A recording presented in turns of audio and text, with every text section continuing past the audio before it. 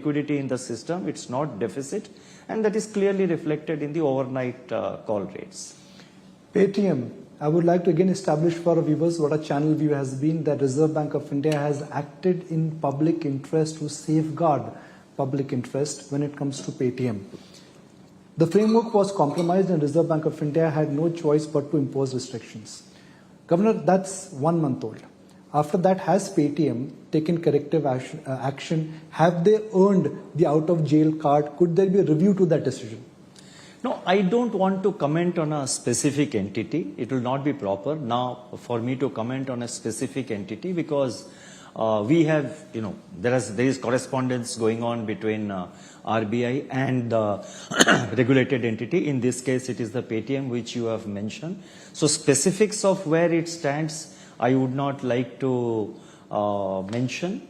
But since you mentioned Paytm, can I sort of slightly expand the scope of my reply and bring in a few things which I think perhaps, there would be interest among your viewers.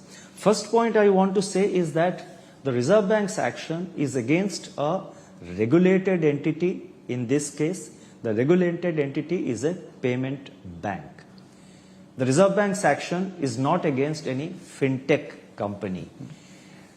I fail to understand, I do not see any reason why a narrative is, building up or was built up as if Reserve Bank has taken some measures against fintech companies. We have not taken any action against any fintech companies.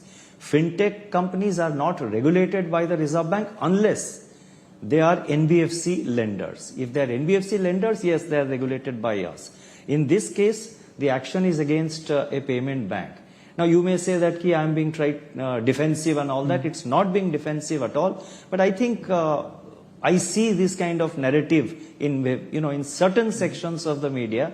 But I think the financial sector players, they understand the situation very well. But for the understanding of the wider cross-section of your viewers, so therefore we have done nothing so far as fintechs are concerned. Fintechs are free to grow. We are supporting fintech companies. We have set up an innovation hub. We have formed a fintech department. We have a regulatory sandbox. We are going towards forming a a SRO, a self-regulatory organization for fintechs. So RBI is and remains fully supportive of fintechs.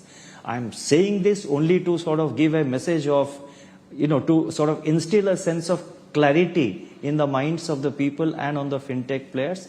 The RBI is all for fintech to grow.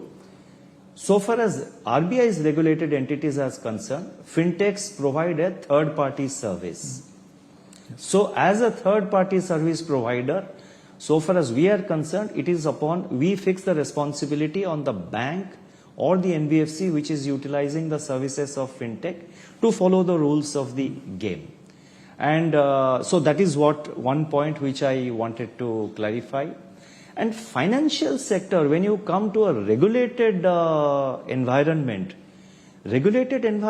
is a regulated environment. There are regulations, there are rules of the game, and you have to follow the rules of the game. If you want to drive a new fashionable car on the road, you have to follow the traffic rules. You cannot say that, I am the owner of a new car and I don't, traffic rules don't apply to us. Traffic rules are for everybody. And why are traffic rules put in place? Because there are children crossing the road, there are elderly people using the road, there are two-wheelers on the road, there are cars of various speeds on the road. So therefore, it is the responsibility of the traffic police to ensure that there are no accidents.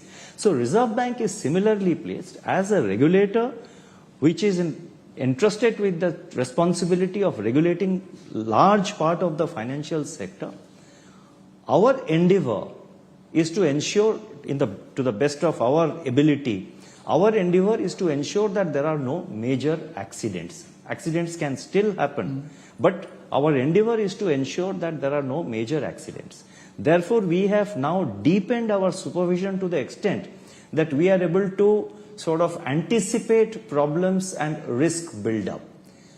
All our actions are determined with the objective of maintaining financial stability, protecting customers' interest, protecting depositors' interest, and wherever we see a risk building up, we have to necessarily take action in the overall public interest. So this is the overall background for all the regulatory actions which the Reserve Bank has taken in the, not only in the case of the Paytm, but in the case of a few other regulated entities. Whenever we take action, it is mainly, you have to see from where we are coming. But just a point on public awareness. Sorry for that very long answer. No, sir. Thank you for clarification.